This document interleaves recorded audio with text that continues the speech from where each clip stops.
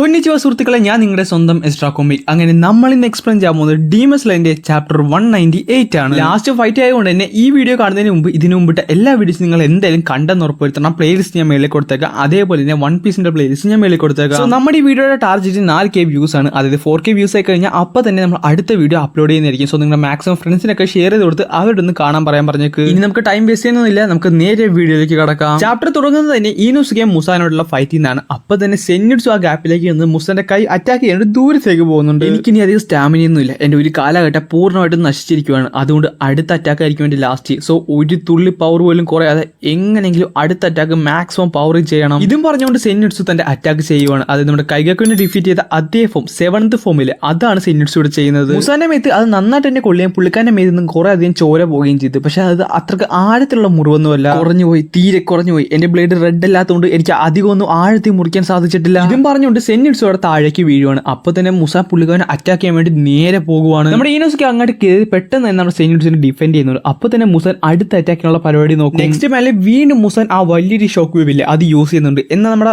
ഈനോസുക്ക് അത്രയധികം മുറിവുകളൊന്നും ഉണ്ടാകത്തില്ല. ഈ ഒരു ടൈമിൽ ഈനോസുക്കെ ചെറുതായിട്ടൊന്ന് വീഴാൻ പോകുകയും ആ സമയം കൈക്കലാക്കാൻ വേണ്ടി നമ്മുടെ മുസാൻ ഈനോസുക്കിനെ അറ്റാക്ക് ചെയ്യാൻ വേണ്ടി വരികയും ചെയ്യും. നമ്മുടെ സെന്നിറ്റ്സ് ഒരു സൈഡിൽ കിടന്ന് പറയുന്നുണ്ട്, ഞാൻ സമയത്ത് അവിടെ എത്തുമെന്ന് എനിക്ക് തോന്നുന്നില്ല. എന്നാൽ അടുത്ത പാനലിൽ താഞ്ചുറോ അവിടേക്ക് വന്ന് സൺ ബ്രീത്തിങ് കൊണ്ട് മുസാനെ അറ്റാക്ക് ചെയ്ത് നമ്മുടെ ഈനോസുക്കിനെ ഒരേ സമയം തന്നെ ഡിഫെൻഡ് ചെയ്യും. വീണ്ടും വീണ്ടും അറ്റാക്ക് ചെയ്യുന്നുണ്ട്. നമ്മുടെ മുസാനെ ബാക്കിലേക്ക് പുഷും ചെയ്യുന്നുണ്ട്. ആ ഷോക്ക് വേവ് മുസാനെ എപ്പോഴും യൂസ് ചെയ്യാൻ പറ്റുമെന്ന് എനിക്ക് തോന്നുന്നില്ല. അത് ബിൽഡ് ചെയ്യാൻ മുസാൻ ടൈം വേണം. അതുകൊണ്ട് അടുത്ത അറ്റാക്ക് വരുന്നവരെ എനിക്ക് സമയമുണ്ട്. അതും പോരഞ്ഞിട്ട് അവന്റെ അറ്റാക്സ് ഒക്കെ സ്ലോ ആയിട്ടുണ്ട്. ഇതാണ് എന്റെ സമയം എന്ന് പറഞ്ഞുകൊണ്ട് താഞ്ചുറോ വീണ്ടും ഒരു അറ്റാക്ക് ചെയ്യും. മുസാനെ ബാക്കിലേക്ക് പുഷ് ചെയ്ത് പുള്ളിക്കാരൻ വീണ്ടും ഒരു അറ്റാക്ക് ചെയ്യുന്ന ശ്രമിക്കാൻ നേരത്ത് പെട്ടെന്ന് ചോര ഛർദ്ദിച്ച് നേരെ താഴത്തേക്ക് വീഴാൻ പോകും. മുസാൻ ഈ സമയത്ത് അറ്റാക്ക് ചെയ്യാൻ വേണ്ടി വരാൻ നേരത്ത് ഈനോസുക്കെ അങ്ങോട്ട് കയറി നമ്മുടെ താഞ്ചുറോനെ ഡിഫെൻഡ് ചെയ്യും. ആ ഒരു ഗ്യാപ്പിൽ താഞ്ചുറോ വീണ്ടും റിക്കവർ ആയിട്ട് നമ്മുടെ മുസാനെ നേരെ 2 അറ്റാക്ക് ചെയ്യുന്നുണ്ട്. രണ്ടാമത്തെ അറ്റാക്ക് റെയിൻബോ അറ്റാക്ക് ആണ്. അതായത് ആഫ്റ്റർ ഇമേജ് ക്രിയേറ്റ് ചെയ്തുകൊണ്ടാണ് അറ്റാക്ക് ചെയ്യുന്നത്. അതേസമയം നമ്മുടെ സെന്നിറ്റ്സു ഇല്ല, ആ സൈഡിൽ കിടന്ന് പുള്ളിക്കാരൊന്ന് എണീക്കാൻ വേണ്ടി കിടന്ന് കഷ്ടപ്പെടുന്നുണ്ട്. നേരത്തെ തന്നെ പറഞ്ഞിരുന്നു സെന്നിറ്റ്സിന്റെ അവസാനത്തെ അറ്റാക്ക് ആണെന്ന്. ഇപ്പൊ ഇവിടെ ഒന്നും ചെയ്ത് കിടന്നു കഴിഞ്ഞാൽ മുസാൻ എങ്ങനെ പോലും രക്ഷപ്പെടും, അത് സമ്മതിച്ചൂടാ. അതുകൊണ്ട്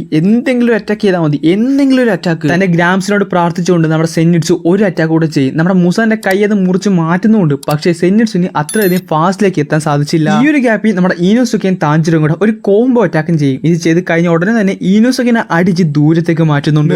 നിർത്തലെന്ന് പറഞ്ഞുകൊണ്ട് നമ്മുടെ താഞ്ചുറോ വീണ്ടും ഒരു അറ്റാക്ക് ചെയ്ത് അടുത്ത അറ്റാക്കിന് വേണ്ടി പോകാൻ നേരത്ത് പുള്ളിക്കാരന്റെ കാലിടറി നേരെ താഴത്തേക്ക് വീഴാൻ പോകും. ഈ ഒരു ഗ്യാപ്പിൽ താഞ്ചുറിനെ അറ്റാക്ക് ചെയ്യാൻ നമ്മുടെ മുസാനെ സെന്നിറ്റ്സു അറ്റാക്ക് ചെയ്ത് ഒരു സൈഡിലേക്ക് മാറ്റും. എന്നാൽ തൊട്ടടുത്ത നിമിഷം തന്നെ നമ്മുടെ സെന്നിറ്റ്സുനെ മുസാൻ നല്ലൊരു അറ്റാക്ക് ചെയ്ത് പുള്ളിക്കാരൻ ചോരയൊക്കെ ഒലിച്ച് നേരെ താഴത്തേക്ക് വീഴും. എന്നാൽ പെട്ടെന്ന് തന്നെ താഞ്ചുറോ അവിടേക്ക് വന്ന് മുസാനെ അറ്റാക്ക് ചെയ്ത് പുള്ളിക്കാരന്റെ ബാക്കിലേക്ക് പുഷ് ചെയ്ത് ഒരു വാളിന്റെ സൈഡിൽ കൊണ്ടേ വെച്ച് പുള്ളിക്കാരന്റെ നെഞ്ചത്തായിട്ട് കത്തി കുത്തും. അതായത് പുള്ളിക്കാരന്റെ കട്ടനെ കുത്തി ഇറക്കുന്നുണ്ട്. എനിക്കിനി അറ്റാക്ക് ഒന്നും ചെയ്യാൻ പറ്റുമെന്ന് എനിക്ക് തോന്നുന്നില്ല. അതുകൊണ്ട് മുസാനെ ഞാനിവിടെ പിടിച്ചു വെക്കും. ഒരു സെക്കൻഡ് ഞാൻ ഇവിടെ പിടിച്ചു വെച്ചിരിക്കും. എന്നാൽ മുസാന്റെ 2 ഹാൻഡ്സ് ഫ്രീ ആയിരുന്നു. ആ ഹാൻഡ്സ് കൊണ്ട് നമ്മുടെ താഞ്ചുറിനെ അറ്റാക്ക് ചെയ്യാൻ വേണ്ടി പോകാൻ നേരത്ത് പെട്ടെന്ന് പുള്ളിക്കാരന്റെ ഇടത്ത് കയ്യിൽ എന്തോ ഒന്ന് സംഭവിക്കും. മുസാൻ നോക്കാൻ നേരത്ത് നമ്മുടെ മിറ്റ്സൂരി ഇല്ല, നമ്മുടെ മുസാന്റെ കൈ ഇങ്ങനെ വലിച്ചു പിടിച്ചിരിക്കുകയാണ്. എന്നിട്ട് അവൾ പറയുന്നുണ്ട്, നിനക്കൊന്ന് നിർത്താമേ. എന്നിട്ട് ആ കൈ അങ്ങോട്ട് വലിച്ച് പറിച്ചെടുക്കും. അതായത് മുസാന്റെ കൈ പൂർണ്ണമായിട്ട് വലിച്ചിങ്ങോട്ട് കീറിയെടുക്കും. പക്ഷേ നമ്മുടെ മിറ്റ്സൂരിക്ക് ഒരു അറ്റാക്കും കൊള്ളും. അങ്ങനെ തന്റെ വലത്തെ കൈ വേണ്ടി നമ്മുടെ താഞ്ചുറിനെ അറ്റാക്ക് ചെയ്യാൻ വേണ്ടി പോകാൻ നേരത്ത് സനമേ അവിടേക്ക് വന്ന് ആ വലത്തെ കൈ അങ്ങോട്ട് മുറിച്ച് കളയും. വേറെ വഴിയൊന്നും ഇല്ലെന്ന് മനസ്സിലായ മുസാന്റെ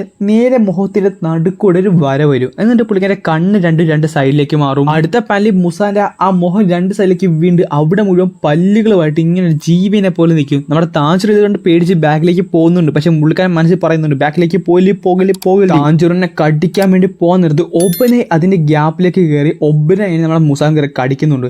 നമ്മുടെ സനമേ മുസാന്റെ വലത്തെ കൈനെ കുത്തി പിടിച്ചിരിക്കുകയാണ്. അവർ 3 പേരും കൂടെ മുസാനെ ആ വാളിന്റെ സൈഡിൽ ഇങ്ങനെ പിടിച്ചു വെച്ചിരിക്കുകയാണ്. എന്നിട്ട് പറയുന്നുണ്ട്, നേരം വെളുത്തിരിക്കുന്നു, നമ്മളിനി കുറച്ച് നേരം കൊണ്ട് എങ്ങനെയെങ്കിലും പിടിച്ച് നിന്നാൽ മതി. ഇതും പറഞ്ഞുകൊണ്ട് നേരം വെളുക്കുന്ന കാണിച്ചുകൊണ്ടാണ് ഈ ചാപ്റ്റർ അങ്ങനെ അവസാനിക്കുന്നത്. സോ ഞാൻ നേരത്തെ പറഞ്ഞ പോലെ ഈ വീഡിയോയുടെ ടാർഗറ്റ് 4K വ്യൂസ് ആണ്. അതാകുന്നതിന്റെ അപ്പം തന്നെ ഞാൻ അടുത്ത വീഡിയോ അപ്ലോഡ് ചെയ്യുന്നതായിരിക്കും.